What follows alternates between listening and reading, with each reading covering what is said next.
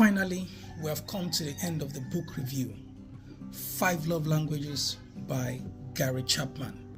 We have talked about words of affirmation, we have talked about physical touch, we have talked about acts of service, we have talked about quality time. Today, we'll be discussing receiving gifts as a love language. Receiving gifts as a love language.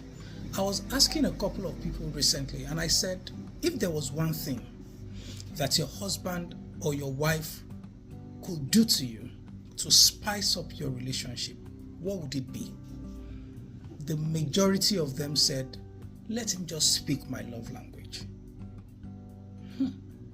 Let him just speak my love language. For those of you that have not been following, love language is the unique way people receive and give love. Don't assume that the love language of your wife is your love language. Don't assume that the love language of your husband is your love language. Your love language might be words of affirmation, and a love language is something different.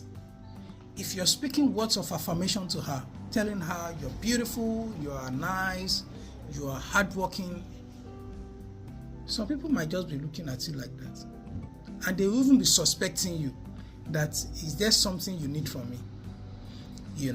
But that same person, give them gifts, they are melted, and you see the best side of them. That's because their love language is receiving of gifts and not words of affirmation.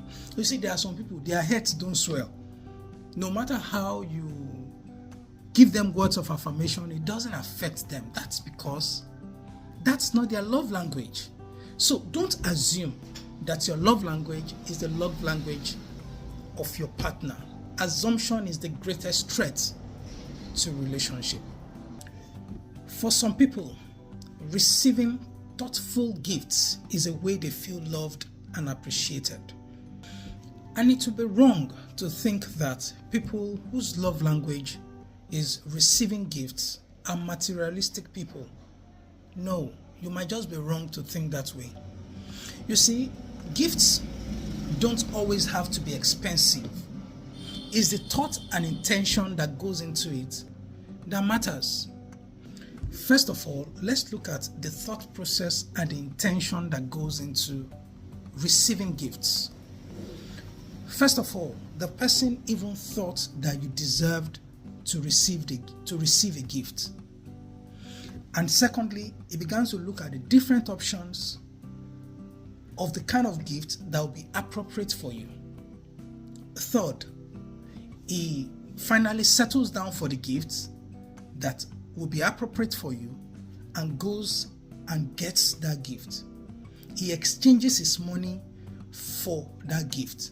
Remember, his money, before he got that money, there is time and energy that went into it. His blood went into that money. So he now exchanges that same money for the gift that he thought you deserve. He got the gift. Now, he had some values to the gift. Sometimes you wrap it, sometimes you package it in some kind of way that it will look more presentable. And then he sends the gift to you.